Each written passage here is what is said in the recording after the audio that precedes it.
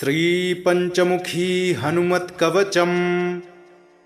ॐ श्रीपञ्चवदनायाञ्जनेयाय नमः। विनियोगः। ॐ अस्य श्रीपञ्चमुखहनुमन्मन्त्रस्य ब्रह्मा ऋषिः, गायत्री छन्दः, पञ्चमुखविराट् हनुमान् देवता, ह्रीं बीजम्, श्रीं शक्तिः, क्रौं कीलकं, क्रूं कवचम्, क्रैं अस्त्राय फट् इति दिग्बन्धः। श्रीगरुड उवाच अथ ध्यानं प्रवक्ष्यामि शृणु सर्वाङ्गसुन्दरी। यत्कृतं देवदेवेन ध्यानं हनुमतः प्रियम्। पञ्चवक्त्रं महाभीमं त्रिपञ्चनयनैर्युतं, बाहुभिर्दशभिर्युक्तं सर्वकामार्थसिद्धिदम्।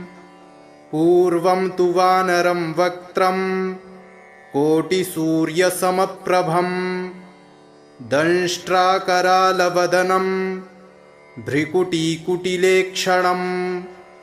अस्यैव दक्षिणं वक्त्रं नारसिंहं महाद्भुतम्, अत्युग्रतेजो वपुषं भीषणं भयनाशनम्। पश्चिमं गारुणं वक्त्रं वक्रतुण्डं महाबलम्, सर्वनागप्रशमनं विषभूतादिकृन्तनम्। उत्तरं सौकरं वक्त्रं कृष्णं दीप्तं नभोपमं, पातालसिंहवेताल ज्वररोगादिकृन्तनम्। ऊर्ध्वं हयाननं घोरं दानवान्तकरं परं, येन वक्त्रेण विप्रेन्द्र तारकाख्यं महासुरम्। जघान शरणं तत्स्यात् सर्वशत्रुहरं परं, ध्यात्वा पञ्चमुखं रुद्रं हनुमन्तं दयानिधिं। खड्गं त्रिशूलं खड्वाङ्गं पाशमङ्कुशपर्वतं, मुष्टिं कौमोदकीं वृक्षं धारयन्तं कमण्डलुम्। भिन्दिपालं ज्ञानमुद्रां दशभिर्मुनिपुङ्गवम्, एतान्यायुधजालानि धारयन्तं भजाम्यहम्। प्रेतासनोपविष्टं तं सर्वाभरणभूषितं, दिव्यमाल्याम्बरधरं दिव्यगन्धानुलेपनम्। सर्वाश्चर्यमयं देवं हनुमद्विश्वतोमुखम्, पञ्चास्यमच्युतमनेकविचित्रवर्ण वक्त्रं शशाङ्कशिखरं कपिराजवर्यं। पीताम्बरादिमुकुटैरुपशोभिताङ्गं पिङ्गाक्षमाद्यमनिशं मनसा स्मरामि। मर्कटेशं महोत्साहं सर्वशत्रुहरं परं, शत्रुसंहर मां रक्ष श्रीमन्नापदमुद्धर। ॐ हरिमर्कटमर्कटमन्त्रमिदं परिलिख्यति लिख्यति वामतले, यदि नश्यति नश्यति शत्रुकुलं, यदि मुञ्चति मुञ्चति वामलता। ॐ हरिमर्कटाय स्वाहा।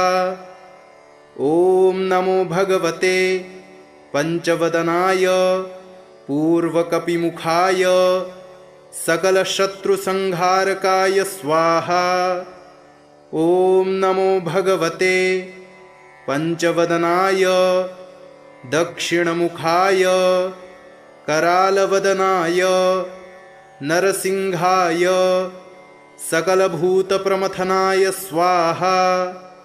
ॐ नमो भगवते पञ्चवदनाय पश्चिममुखाय गरुडाननाय सकलविषहराय स्वाहा।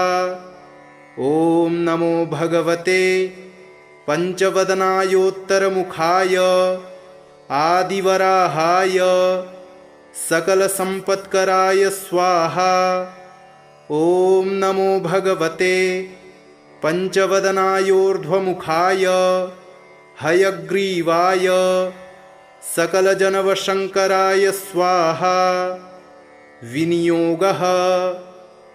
ॐ अस्य श्रीपञ्चमुख हनुमन्मन्त्रस्य श्रीरामचन्द्र ऋषिः अनुष्टुप् छन्दः पंचमुख वीर हनुमान् देवता हनुमानिति बीजं वायुपुत्र इति शक्तिः अंजनीसुत इति कीलकं श्रीरामदूत हनुमत्प्रसाद सिद्ध्यर्थे जपे विनियोगः इति ऋष्यादिकं विन्यसेत। ॐ अंजनीसुताय अंगुष्ठाभ्यां नमः। ॐ रुद्रमूर्तये तर्जनीभ्यां नमः। ॐ वायुपुत्राय मध्यमाभ्यां नमः। ॐ अग्निगर्भाय अनामिकाभ्यां नमः। ॐ रामदूताय कनिष्ठिकाभ्यां नमः। ॐ पंचमुख हनुमते करतलकरपृष्ठाभ्यां नमः इति करन्यासः। ॐ अंजनीसुताय हृदयाय नमः। ॐ रुद्रमूर्तये शिरसे स्वाहा। ॐ वायुपुत्राय शिखायै वषट। ॐ अग्निगर्भाय कवचाय हुम्। ॐ रामदूताय नेत्रत्रयाय वौषट। ॐ पंचमुख हनुमते अस्त्राय फट। पंचमुख हनुमते स्वाहा इति दिग्बन्धः। अथ ध्यानम्। वन्दे वानरनारसिंहखगराट् क्रोडाश्ववक्त्रान्वितं दिव्यालङ्करणं त्रिपञ्चनयनं देदीप्यमानं रुचा हस्ताब्जैरसिखेटपुस्तकसुधा कुम्भाङ्कुशाद्रिं हलं खड्वाङ्गं फणिभूरुहं दशभुजं सर्वारिवीरापहम्। अथ मन्त्रः।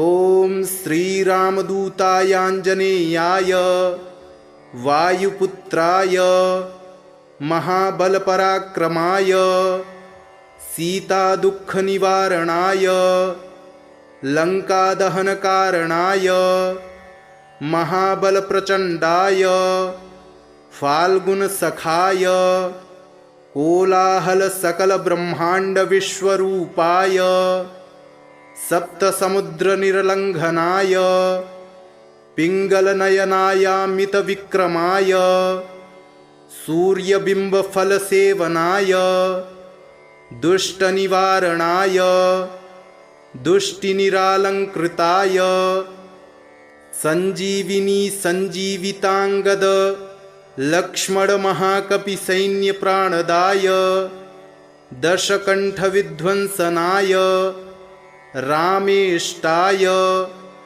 महाफाल्गुनसखाय सीतासहित रामवरप्रदाय षट्प्रयोगागम पंचमुख वीर हनुमन्मन्त्र जपे विनियोगः। ॐ हरिमर्कटमर्कटाय बम बम बम बम बम वौषट स्वाहा। ॐ हरिमर्कटमर्कटाय फं फं फं फं फं फट् स्वाहा।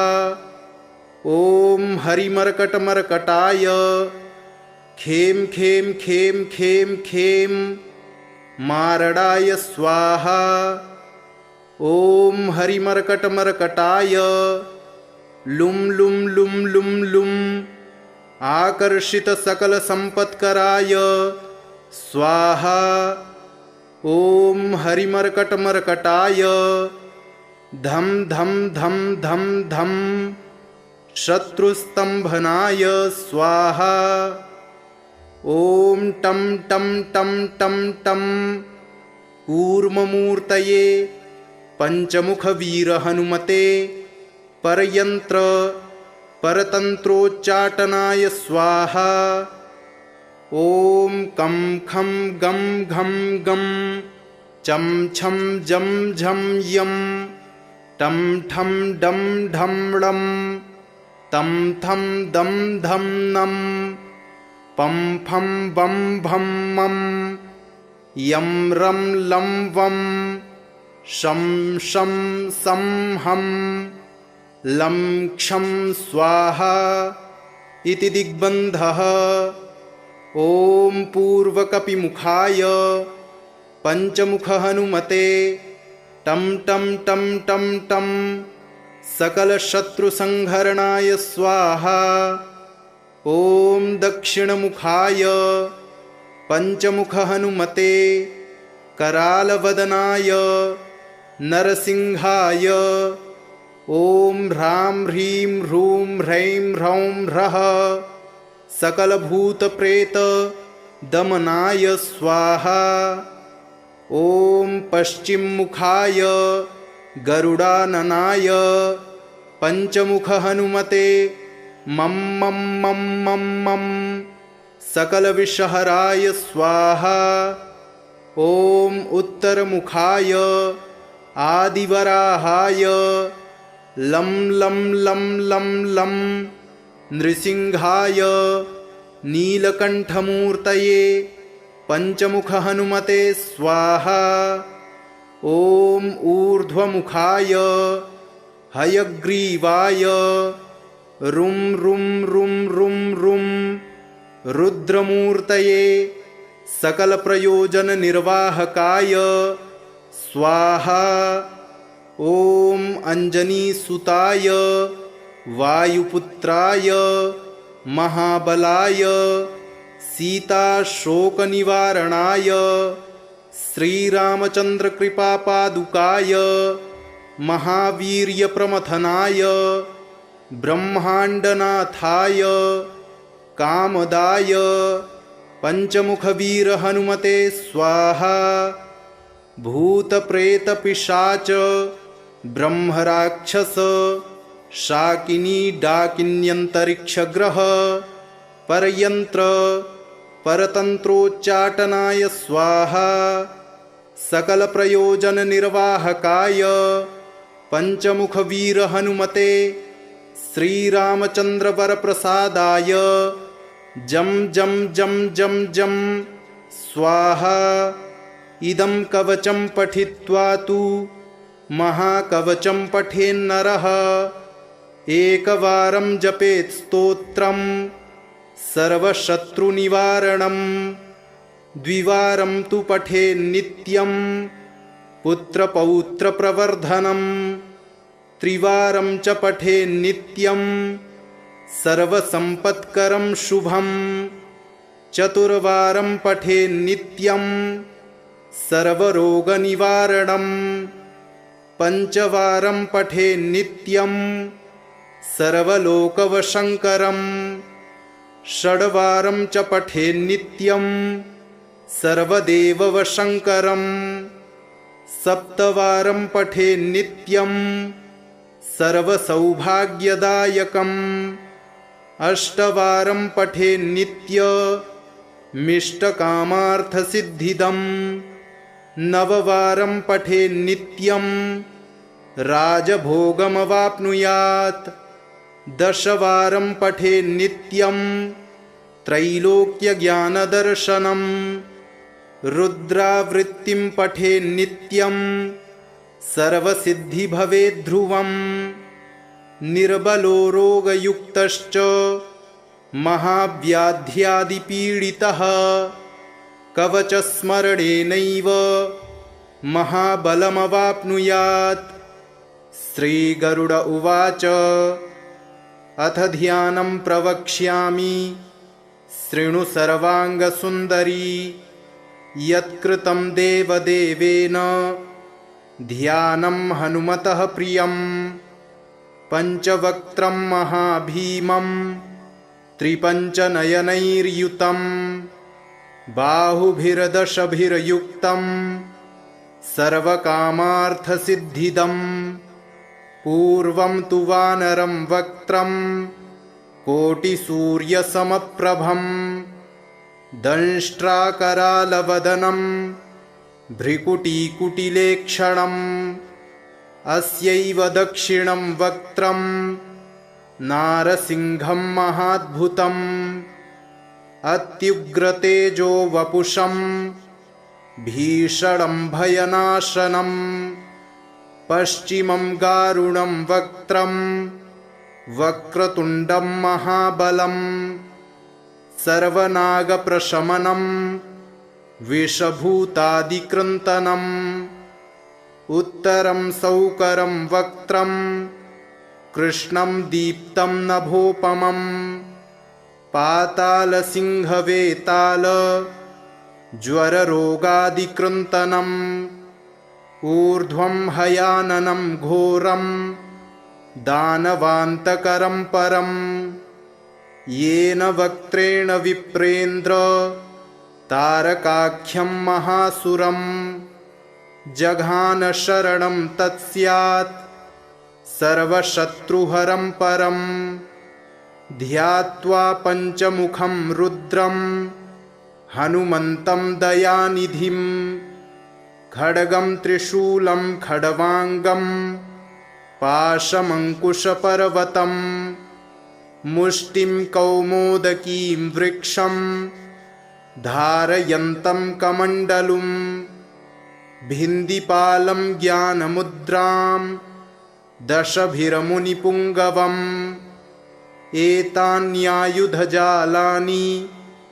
धारयन्तं भजाम्यहं प्रेतासनोपविष्टं तं सर्वाभरणभूषितं दिव्यमाल्याम्बरधरं दिव्यगन्धानुलेपनं सर्वाश्चर्यमयं देवं हनुमद्विश्वतोमुखं पञ्चास्यमच्युतमनेकविचित्रवर्ण वक्त्रं शशाङ्कशिखरं कपिराजवर्यं पीताम्बरादिमुकुटैरुपशोभिताङ्गं पिङ्गाक्षमाद्यमनिशं मनसा स्मरामि मर्कटेशं महोत्साहं सर्वशत्रुहरं परं शत्रुसंहर मां रक्ष श्रीमन्नापदमुद्धर ॐ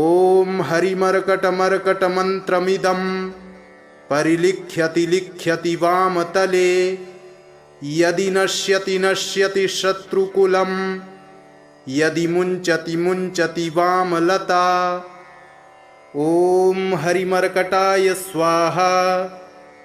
ॐ नमो भगवते पंचवदनाय पूर्वकपिमुखाय सकलशत्रुसंहारकाय स्वाहा। ॐ नमो भगवते पंचवदनाय दक्षिणमुखाय करालवदनाय नरसिंहाय सकलभूतप्रमथनाय स्वाहा। ॐ नमो भगवते पंचवदनाय पश्चिममुखाय गरुडाननाय सकलविषहराय स्वाहा। ॐ नमो भगवते पंचवदनायोत्तरमुखाय आदिवराहाय सकलसम्पत्कराय स्वाहा। ॐ नमो भगवते पंचवदनायोर्ध्वमुखाय हयग्रीवाय सकलजनवशङ्कराय स्वाहा।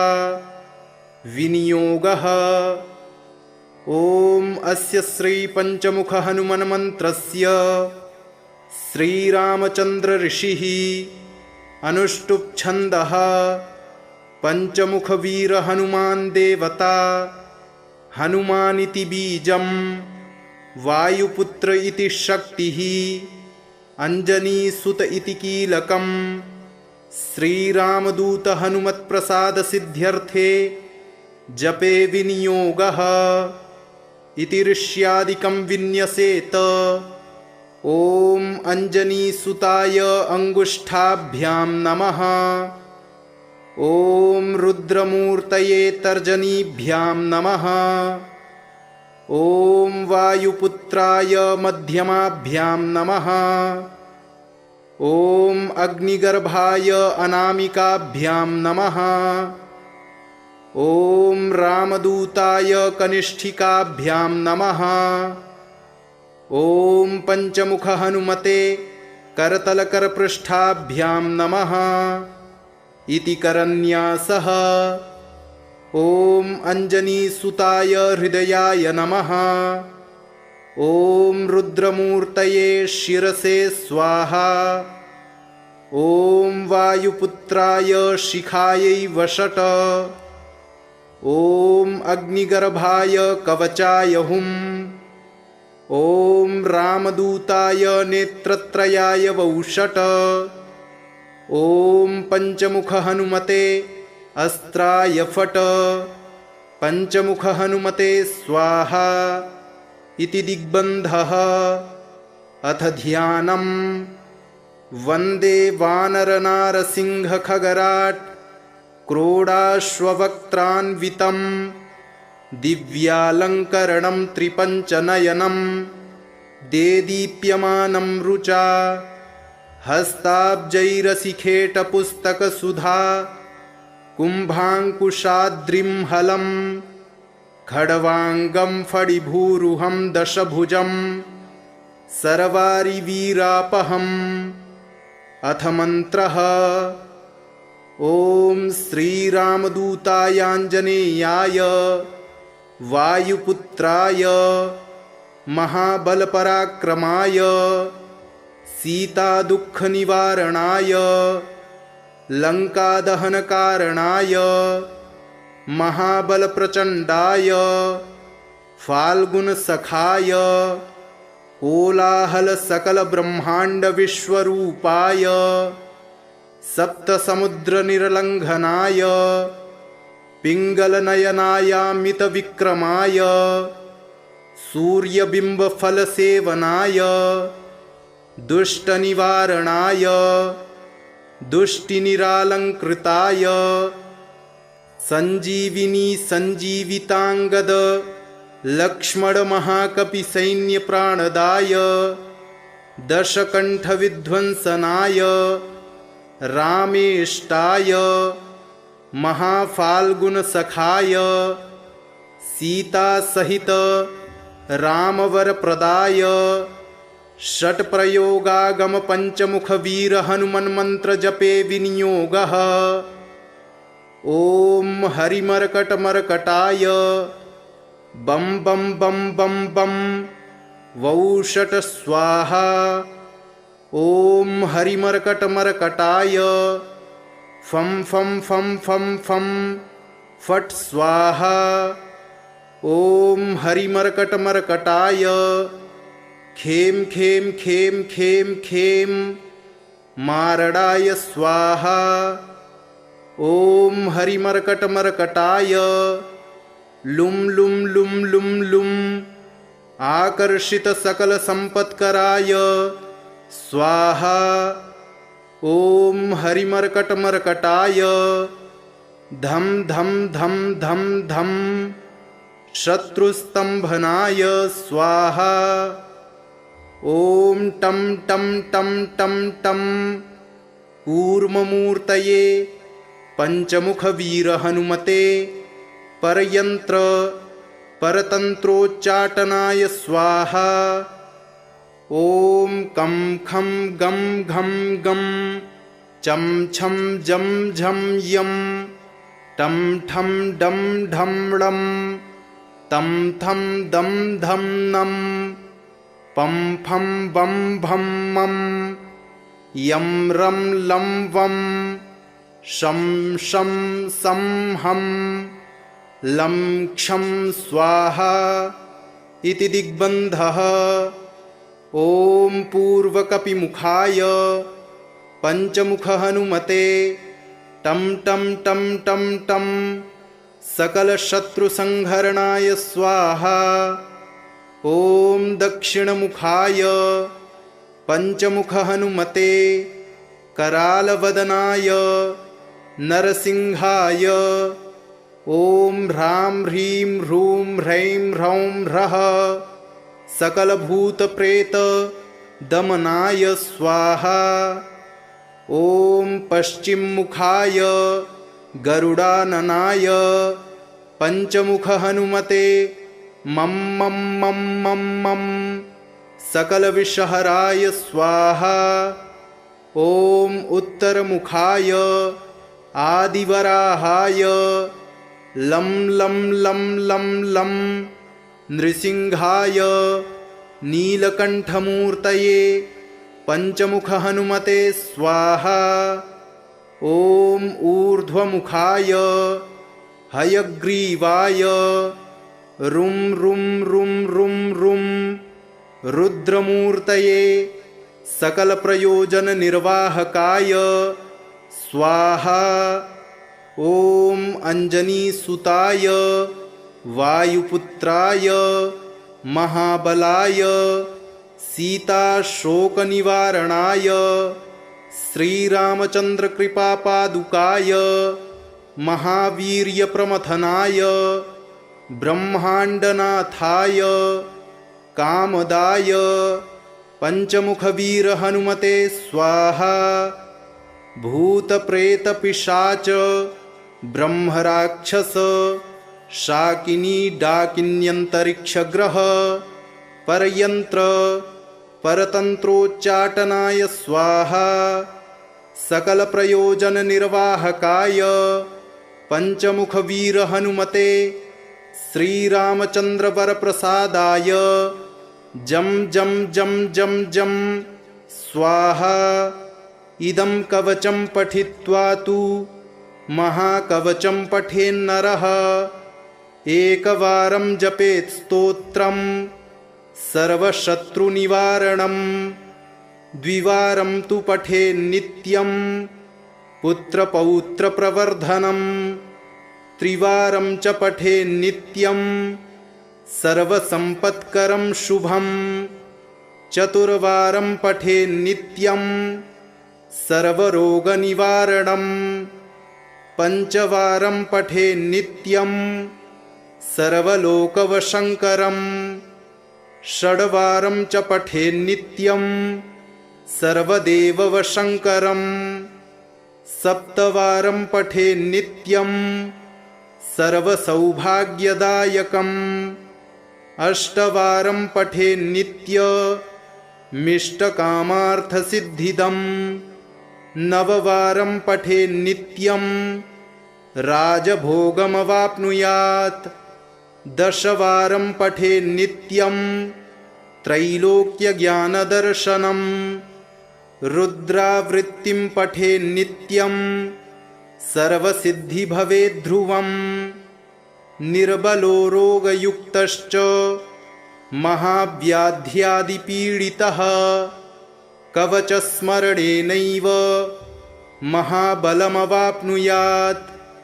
श्रीगरुड उवाच अथ ध्यानं प्रवक्ष्यामि शृणु सर्वाङ्गसुन्दरी यत्कृतं देवदेवेन ध्यानं हनुमतः प्रियं पञ्चवक्त्रं महाभीमं त्रिपञ्चनयनैर्युतं बाहुभिर्दशभिर्युक्तं सर्वकामार्थसिद्धिदम् पूर्वं तु वानरं वक्त्रं कोटिसूर्यसमप्रभं दंष्ट्राकरालवदनं भ्रिकुटीकुटिलेक्षणम् अस्यैव दक्षिणं वक्त्रं नारसिंहं महाद्भुतम् अत्युग्रतेजो वपुषं भीषणं भयनाशनम् पश्चिमं गारुणं वक्त्रं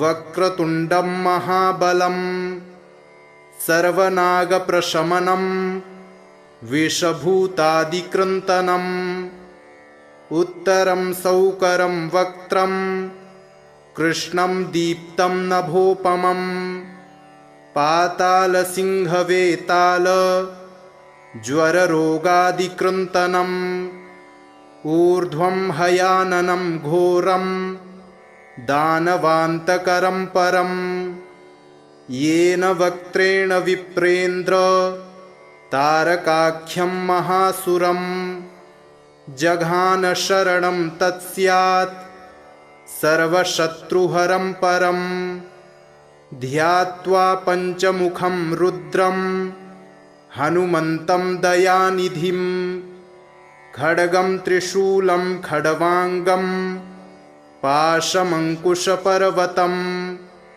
मुष्टिं कौमोदकीं वृक्षं धारयन्तं कमण्डलुं भिन्दिपालं ज्ञानमुद्रां दशभिरमुनिपुङ्गवम् एतान्यायुधजालानि धारयन्तं भजाम्यहं प्रेतासनोपविष्टं तं सर्वाभरणभूषितं दिव्यमाल्याम्बरधरं दिव्यगन्धानुलेपनं सर्वाश्चर्यमयं देवं हनुमद्विश्वतोमुखं पञ्चास्यमच्युतमनेकविचित्रवर्ण वक्त्रं शशाङ्कशिखरं कपिराजवर्यं पीताम्बरादिमुकुटैरुपशोभिताङ्गं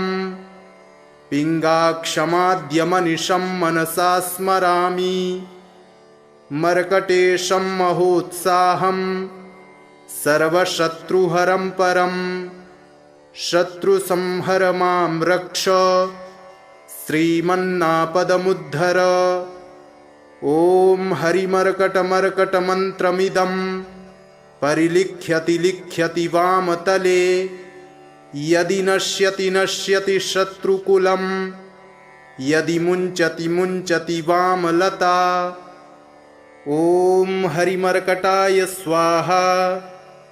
ॐ नमो भगवते पंचवदनाय पूर्वकपिमुखाय सकलशत्रुसंहारकाय स्वाहा। ॐ नमो भगवते पंचवदनाय दक्षिणमुखाय करालवदनाय नरसिंहाय सकलभूतप्रमथनाय स्वाहा। ॐ नमो भगवते पंचवदनाय पश्चिममुखाय गरुडाननाय सकलविषहराय स्वाहा। ॐ नमो भगवते पंचवदनायोत्तरमुखाय आदिवराहाय सकलसम्पत्कराय स्वाहा। ॐ नमो भगवते पंचवदनायोर्ध्वमुखाय हयग्रीवाय सकलजनवशङ्कराय स्वाहा। विनियोगः ॐ अस्य श्रीपञ्चमुखहनुमन्मन्त्रस्य श्रीरामचन्द्र ऋषिः अनुष्टुप् पञ्चमुखवीरहनुमान् देवता हनुमानिति बीजं वायुपुत्र इति शक्तिः अंजनीसुत इति कीलकं श्रीरामदूत हनुमत्प्रसाद सिद्ध्यर्थे जपे विनियोगः इति ऋष्यादिकं विन्यसेत। ॐ अंजनीसुताय अंगुष्ठाभ्यां नमः। ॐ रुद्रमूर्तये तर्जनीभ्यां नमः। ॐ वायुपुत्राय मध्यमाभ्यां नमः। ॐ अग्निगर्भाय अनामिकाभ्यां नमः। ॐ रामदूताय कनिष्ठिकाभ्यां नमः। ॐ पंचमुख हनुमते करतलकरपृष्ठाभ्यां नमः। इति करन्यासः। ॐ अञ्जनीसुताय हृदयाय नमः। ॐ रुद्रमूर्तये शिरसे स्वाहा। ॐ वायुपुत्राय शिखायै वषट। ॐ अग्निगर्भाय कवचाय हुम्। ॐ रामदूताय नेत्रत्रयाय वौषट। ॐ पञ्चमुख हनुमते अस्त्राय फट। पञ्चमुख हनुमते स्वाहा इति दिग्बन्धः। अथ ध्यानम्। वन्दे वानरनारसिंहखगराट् क्रोडाश्ववक्त्रान्वितं दिव्यालङ्करणं त्रिपञ्चनयनं देदीप्यमानं रुचा हस्ताब्जैरसिखेटपुस्तकसुधा कुम्भाङ्कुशाद्रिं हलं खड्वाङ्गं फणिभूरुहं दशभुजं सर्वारिवीरापहम्। अथ मन्त्रः। ॐ श्रीरामदूतायाञ्जनेयाय वायुपुत्राय महाबलपराक्रमाय सीतादुःखनिवारणाय लङ्कादहनकारणाय महाबलप्रचण्डाय फाल्गुनसखाय कोलाहलसकलब्रह्माण्डविश्वरूपाय सप्तसमुद्रनिर्लङ्घनाय पिङ्गलनयनायामितविक्रमाय सूर्यबिम्बफलसेवनाय दुष्टनिवारणाय दुष्टिनिरालङ्कृताय सञ्जीविनी सञ्जीविताङ्गद लक्ष्मणमहाकपिसैन्यप्राणदाय दशकण्ठविध्वंसनाय रामेष्टाय महाफाल्गुनसखाय सीतासहित रामवरप्रदाय षट्प्रयोगागमपञ्चमुखवीरहनुमन्मन्त्रजपे विनियोगः। ॐ हरिमर्कटमर्कटाय बं बं बं बं बं वौषट स्वाहा। ॐ हरिमर्कटमर्कटाय फं फं फं फं फं फट् स्वाहा।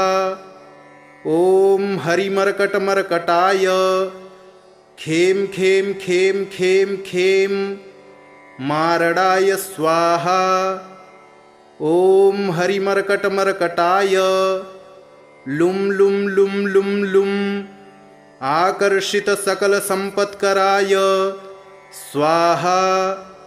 ॐ हरिमर्कटमर्कटाय धं धं धं धं धं शत्रुस्तम्भनाय स्वाहा। ॐ टं टं टं टं टं कूर्ममूर्तये पञ्चमुखवीरहनुमते परयन्त्र परतन्त्रोच्चाटनाय स्वाहा। ॐ कं खं गं घं गं चं छं जं झं यं टं ठं डं ढं ळं तं थं दं धं नं पं फं बं भं मं यं रं लं वं शं शं सं हं लं क्षं स्वाहा इति दिग्बन्धः। ॐ पूर्वकपिमुखाय पञ्चमुखहनुमते टं टं टं टं टं सकलशत्रुसंहरणाय स्वाहा। ॐ दक्षिणमुखाय पञ्चमुखहनुमते करालवदनाय नरसिंहाय ॐ ह्रां ह्रीं ह्रूं ह्रैं ह्रौं ह्रः सकलभूतप्रेतदमनाय स्वाहा। ॐ पश्चिममुखाय गरुडाननाय पञ्चमुखहनुमते मं मं मं मं मं सकलविषहराय स्वाहा। ॐ उत्तरमुखाय आदिवराहाय लं लं लं लं लं नृसिंहाय नीलकण्ठमूर्तये पंचमुख हनुमते स्वाहा। ॐ ऊर्ध्वमुखाय हयग्रीवाय रुं रुं रुं रुं रुं रुद्रमूर्तये सकलप्रयोजननिर्वाहकाय स्वाहा। ॐ अंजनीसुताय वायुपुत्राय महाबलाय सीताशोकनिवारणाय श्रीरामचन्द्रकृपापादुकाय महावीर्यप्रमथनाय ब्रह्माण्डनाथाय कामदाय पंचमुखवीर हनुमते स्वाहा। भूतप्रेतपिशाच ब्रह्मराक्षस शाकिनी डाकिन्यन्तरिक्षग्रह परयंत्र परतंत्रोच्चाटनाय स्वाहा। सकल प्रयोजन निर्वाहकाय पंचमुखवीर हनुमते श्रीरामचंद्र वरप्रसादाय जम जम जम जम जम स्वाहा। इदं कवचं पठित्वा तु महाकवचं पठेन्नरः एकवारं जपेत् स्तोत्रं सर्वशत्रुनिवारणं द्विवारं तु पठेन्नित्यं पुत्रपौत्रप्रवर्धनं त्रिवारं च पठेन्नित्यं सर्वसम्पत्करं शुभं चतुर्वारं पठेन्नित्यं सर्वरोगनिवारणं पंचवारं पठेन्नित्यं सर्वलोकवशङ्करं षड्वारं च पठेन्नित्यं सर्वदेववशङ्करं सप्तवारं पठेन्नित्यं सर्वसौभाग्यदायकम् अष्टवारं पठेन्नित्यमिष्टकामार्थसिद्धिदम् नववारं पठेन्नित्यं राजभोगमवाप्नुयात् दशवारं पठेन्नित्यं त्रैलोक्यज्ञानदर्शनं रुद्रावृत्तिं पठेन्नित्यं सर्वसिद्धिभवेद्ध्रुवं निर्बलो रोगयुक्तश्च महाव्याध्यादिपीडितः कवचस्मरणेनैव महाबलमवाप्नुयात्।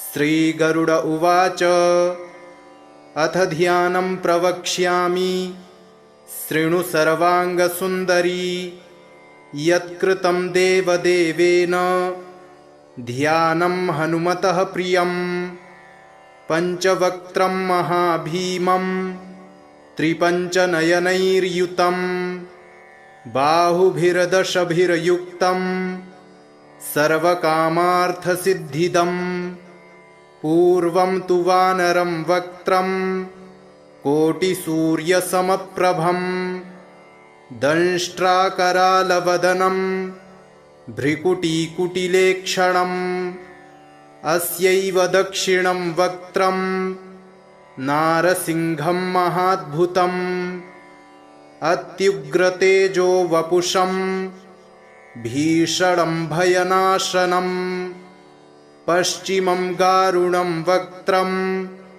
वक्रतुण्डं महाबलं सर्वनागप्रशमनं विषभूतादिकृन्तनम् उत्तरं सौकरं वक्त्रं कृष्णं दीप्तं नभोपमं पातालसिंहवेताल ज्वररोगादिकृन्तनम् ऊर्ध्वं हयाननं घोरं दानवान्तकरं परं येन वक्त्रेण विप्रेन्द्र तारकाख्यं महासुरं जघान शरणं तत्स्यात् सर्वशत्रुहरं परं ध्यात्वा पञ्चमुखं रुद्रं हनुमन्तं दयानिधिं खड्गं त्रिशूलं खड्वाङ्गं पाशमङ्कुशपर्वतं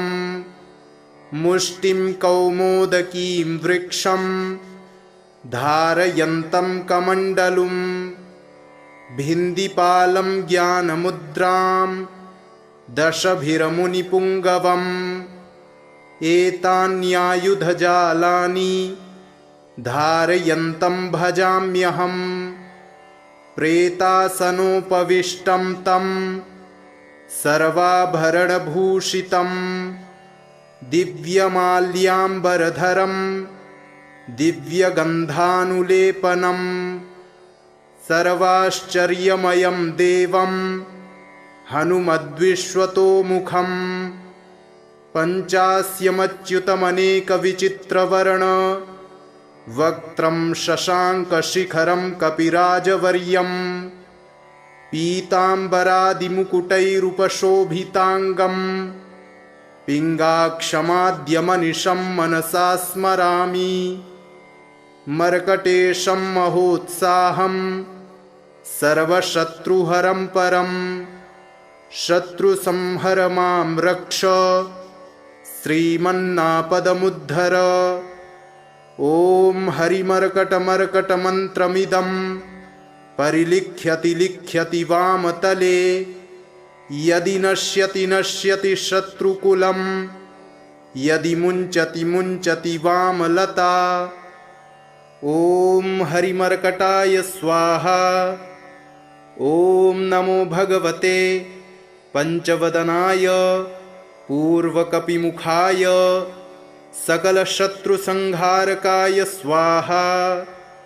ॐ नमो भगवते पंचवदनाय दक्षिणमुखाय करालवदनाय नरसिंहाय सकलभूतप्रमथनाय स्वाहा।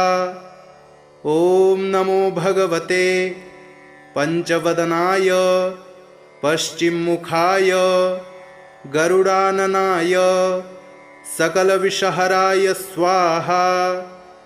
ॐ नमो भगवते पंचवदनायोत्तरमुखाय आदिवराहाय सकलसम्पत्कराय स्वाहा। ॐ नमो भगवते पंचवदनायोर्ध्वमुखाय हयग्रीवाय सकलजनवशङ्कराय स्वाहा। विनियोगः। ॐ अस्य श्रीपञ्चमुखहनुमन्मन्त्रस्य श्रीरामचन्द्रऋषिः अनुष्टुप्छन्दः पञ्चमुखवीरहनुमान् देवता हनुमानिति बीजं वायुपुत्र इति शक्तिः अञ्जनीसुत इति कीलकं श्रीरामदूत हनुमत्प्रसादसिद्ध्यर्थे जपे विनियोगः इति ऋष्यादिकं विन्यसेत। ॐ अञ्जनीसुताय अङ्गुष्ठाभ्यां नमः। ॐ रुद्रमूर्तये तर्जनीभ्यां नमः। ॐ वायुपुत्राय मध्यमाभ्यां नमः। ॐ अग्निगर्भाय अनामिकाभ्यां नमः। ॐ रामदूताय कनिष्ठिकाभ्यां नमः। ॐ पञ्चमुखहनुमते करतलकरपृष्ठाभ्यां नमः इति करन्यासः। ॐ अञ्जनीसुताय हृदयाय नमः। ॐ रुद्रमूर्तये शिरसे स्वाहा। ॐ वायुपुत्राय शिखायै वषट। ॐ अग्निगर्भाय कवचाय हुम्। ॐ रामदूताय नेत्रत्रयाय वौषट। ॐ पञ्चमुखहनुमते अस्त्राय फट। पञ्चमुखहनुमते स्वाहा इति दिग्बन्धः। अथ ध्यानम्।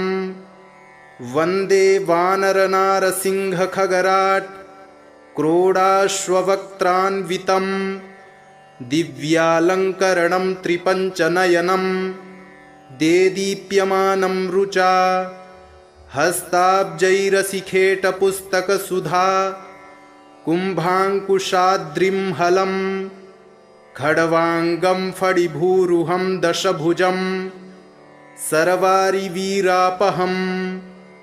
अथ मन्त्रः।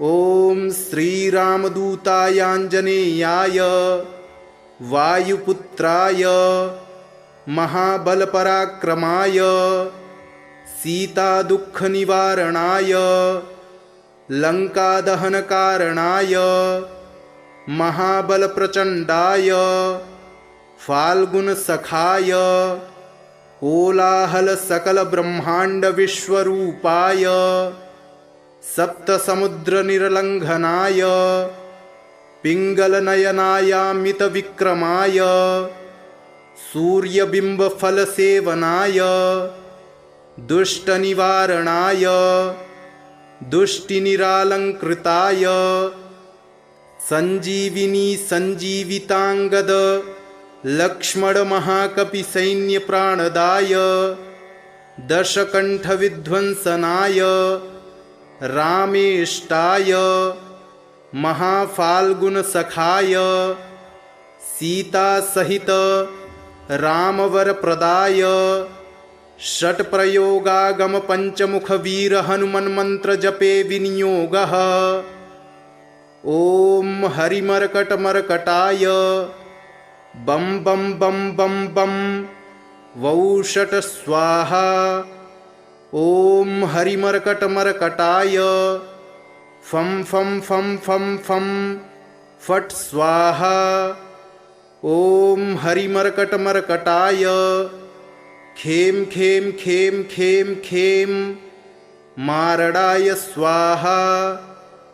ॐ हरिमर्कटमर्कटाय लुं लुं लुं लुं लुं आकर्षितसकलसम्पत्कराय स्वाहा। ॐ हरिमर्कटमर्कटाय धं धं धं धं धं शत्रुस्तम्भनाय स्वाहा।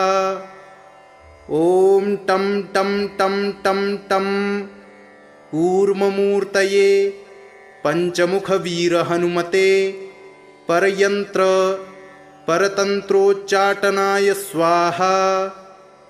ॐ कं खं गं घं गं चं छं जं झं यं टं ठं डं ढं ळं तं थं दं धं नं पं फं बं भं मं यं रं लं वं शं शं सं हं लं क्षं स्वाहा इति दिग्बन्धः। ॐ पूर्वकपिमुखाय पञ्चमुखहनुमते टं टं टं टं टं सकलशत्रुसंहरणाय स्वाहा। ॐ दक्षिणमुखाय पञ्चमुखहनुमते करालवदनाय नरसिंहाय ॐ ह्रां ह्रीं ह्रूं ह्रैं ह्रौं ह्रः सकलभूतप्रेतदमनाय स्वाहा। ॐ पश्चिममुखाय गरुडाननाय पञ्चमुखहनुमते मं मं मं मं मं सकलविषहराय स्वाहा। ॐ उत्तरमुखाय आदिवराहाय लं लं लं लं लं नृसिंहाय नीलकण्ठमूर्तये पञ्चमुखहनुमते स्वाहा। ॐ ऊर्ध्वमुखाय हयग्रीवाय रुं रुं रुं रुं रुं रुद्रमूर्तये सकलप्रयोजननिर्वाहकाय स्वाहा। ॐ अञ्जनीसुताय वायुपुत्राय महाबलाय सीताशोकनिवारणाय श्रीरामचन्द्रकृपापादुकाय महावीर्यप्रमथनाय ब्रह्माण्डनाथाय कामदाय पंचमुखवीर हनुमते स्वाहा। भूतप्रेतपिशाच ब्रह्मराक्षस शाकिनी डाकिन्यंतरिक्षग्रह परयंत्र परतंत्रोच्चाटनाय स्वाहा। सकल प्रयोजन निर्वाहकाय पंचमुखवीर हनुमते श्रीरामचंद्र वरप्रसादाय जम जम जम जम जम स्वाहा। इदं कवचं पठित्वा तु महाकवचं पठेन्नरः। एकवारं जपेत् स्तोत्रं सर्वशत्रुनिवारणं। द्विवारं तु पठेन्नित्यं पुत्रपौत्रप्रवर्धनं। त्रिवारं च पठेन्नित्यं सर्वसम्पत्करं शुभं। चतुर्वारं पठेन्नित्यं सर्वरोगनिवारणं। पंचवारं पठेन्नित्यं सर्वलोकवशङ्करं। षड्वारं च पठेन्नित्यं सर्वदेववशङ्करं। सप्तवारं पठेन्नित्यं सर्वसौभाग्यदायकम्। अष्टवारं पठेन्नित्यमिष्टकामार्थसिद्धिदम्। नववारं पठेन्नित्यं राजभोगमवाप्नुयात्। दशवारं पठेन्नित्यं त्रैलोक्यज्ञानदर्शनम्। रुद्रावृत्तिं पठेन्नित्यं सर्वसिद्धि भवेद्ध्रुवम्। निर्बलो रोगयुक्तश्च महाव्याध्यादिपीडितः कवचस्मरणेनैव महाबलमवाप्नुयात्। श्रीगरुड उवाच अथ ध्यानं प्रवक्ष्यामि शृणु सर्वाङ्गसुन्दरी। यत्कृतं देवदेवेन ध्यानं हनुमतः प्रियं। पञ्चवक्त्रं महाभीमं त्रिपञ्चनयनैर्युतं। बाहुभिर्दशभिर्युक्तं सर्वकामार्थसिद्धिदम्। पूर्वं तु वानरं वक्त्रं कोटिसूर्यसमप्रभं। दंष्ट्राकरालवदनं भ्रिकुटीकुटिलेक्षणम्।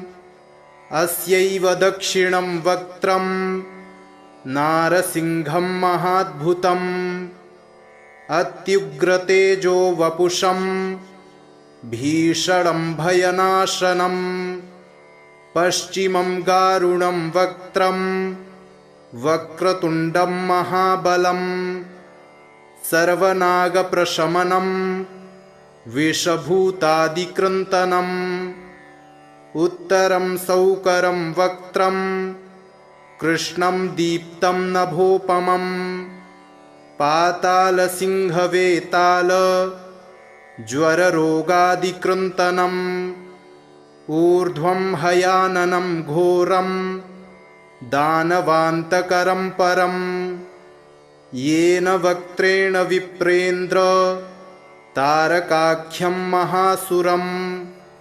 जघान शरणं तत्स्यात् सर्वशत्रुहरं परम्। ध्यात्वा पञ्चमुखं रुद्रं हनुमन्तं दयानिधिं। खड्गं त्रिशूलं खड्वाङ्गं पाशमङ्कुशपर्वतं। मुष्टिं कौमोदकीं वृक्षं धारयन्तं कमण्डलुम्। भिन्दिपालं ज्ञानमुद्रां दशभिर्मुनिपुङ्गवम्। एतान्यायुधजालानि धारयन्तं भजाम्यहम्। प्रेतासनोपविष्टं तं सर्वाभरणभूषितं। दिव्यमाल्याम्बरधरं दिव्यगन्धानुलेपनं। सर्वाश्चर्यमयं देवं हनुमद्विश्वतोमुखम्। पञ्चास्यमच्युतमनेकविचित्रवर्ण वक्त्रं शशाङ्कशिखरं कपिराजवर्यं पीताम्बरादिमुकुटैरुपशोभिताङ्गं पिङ्गाक्षमाद्यमनिशं मनसा स्मरामि। मर्कटेशं महोत्साहं सर्वशत्रुहरं परं शत्रुसंहर मां रक्ष श्रीमन्नापदमुद्धर। ॐ हरिमर्कटमर्कटमन्त्रमिदं परिलिख्यति लिख्यति वामतले यदि नश्यति नश्यति शत्रुकुलं यदि मुञ्चति मुञ्चति वामलता। ॐ हरिमर्कटाय स्वाहा। ॐ नमो भगवते पंचवदनाय पूर्वकपिमुखाय सकलशत्रुसंहारकाय स्वाहा। ॐ नमो भगवते पंचवदनाय दक्षिणमुखाय करालवदनाय नरसिंहाय सकलभूतप्रमथनाय स्वाहा। ॐ नमो भगवते पंचवदनाय पश्चिममुखाय गरुडाननाय सकलविषहराय स्वाहा।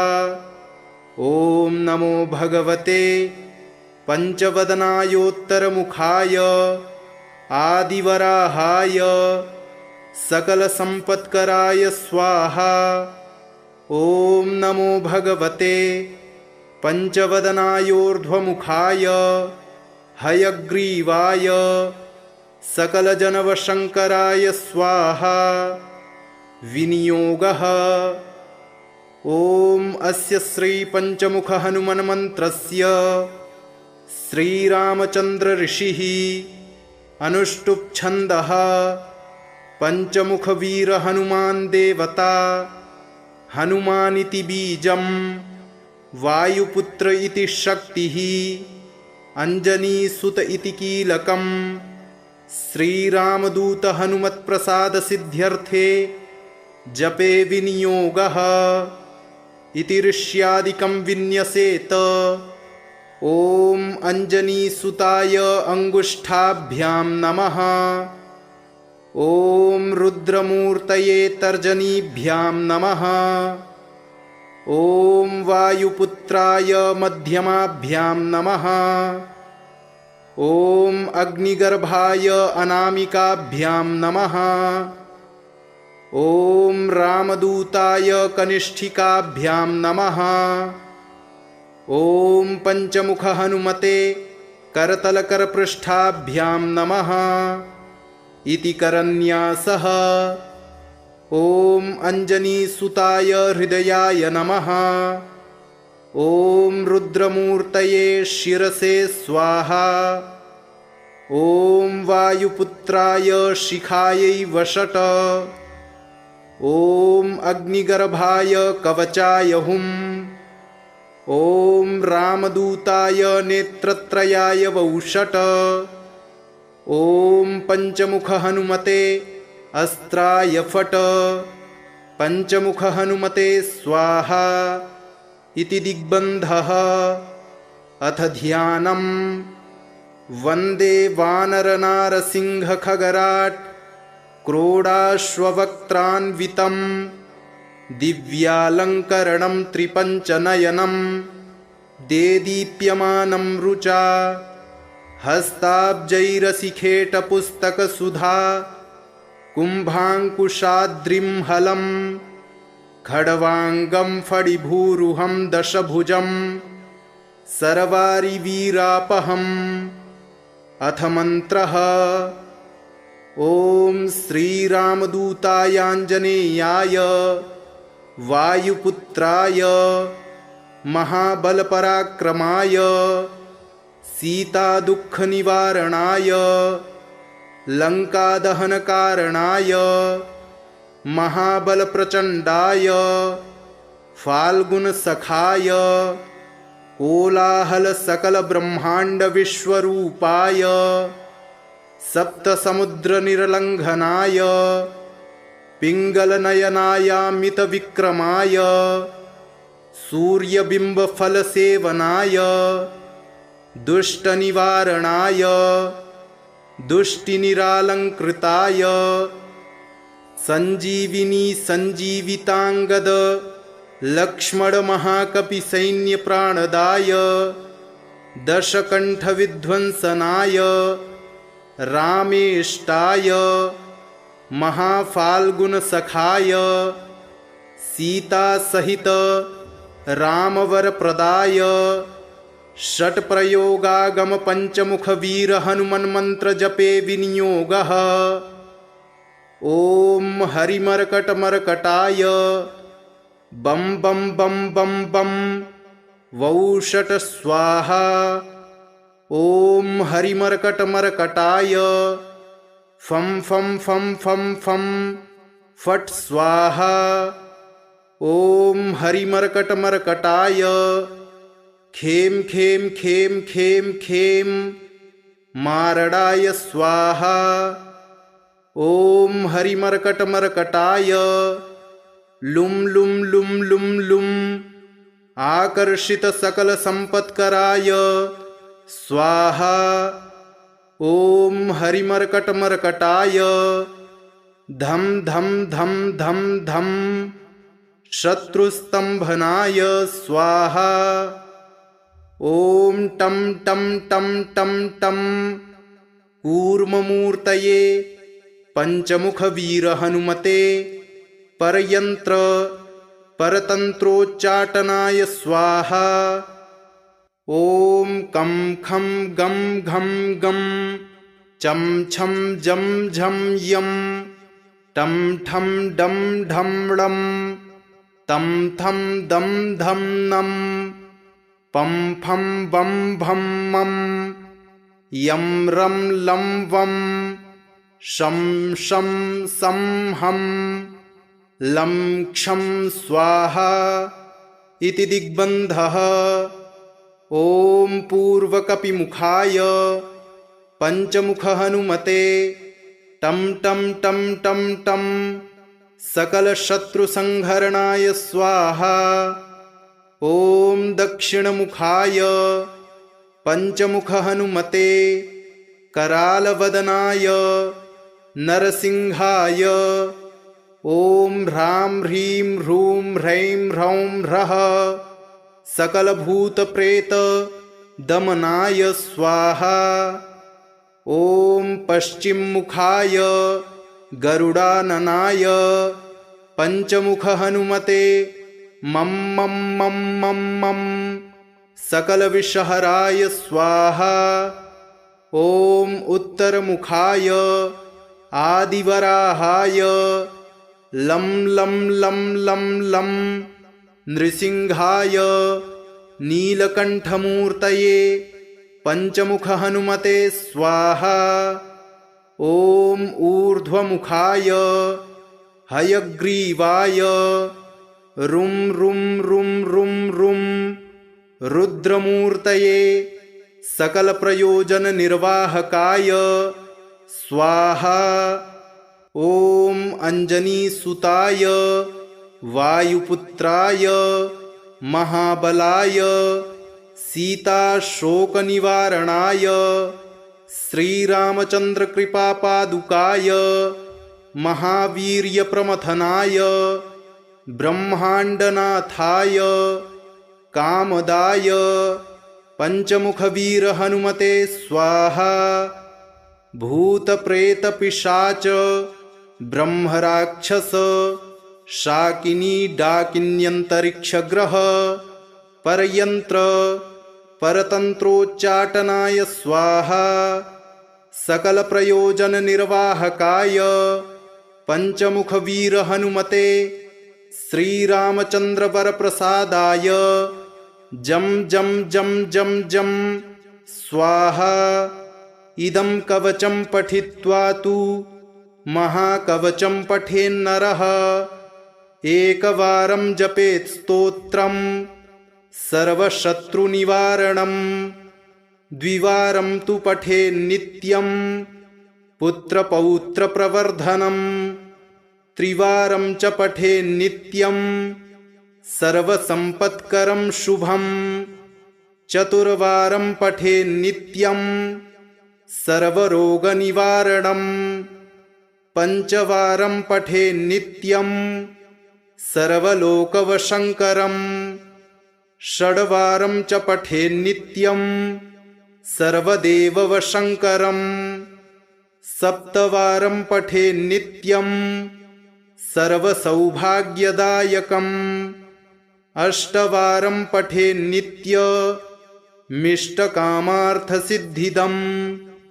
नववारं पठे नित्यं राजभोगमवाप्नुयात् दशवारं पठे नित्यं त्रैलोक्यज्ञानदर्शनम् रुद्रावृत्तिं पठे नित्यं सर्वसिद्धिभवेद्ध्रुवम् निर्बलो रोगयुक्तश्च महाव्याध्यादिपीडितः कवचस्मरणेनैव महाबलमवाप्नुयात् इति श्री सुदर्शनसंहितायां श्रीरामचन्द्रसीताप्रोक्तं श्रीपञ्चमुखहनुमत्कवचं सम्पूर्णम्।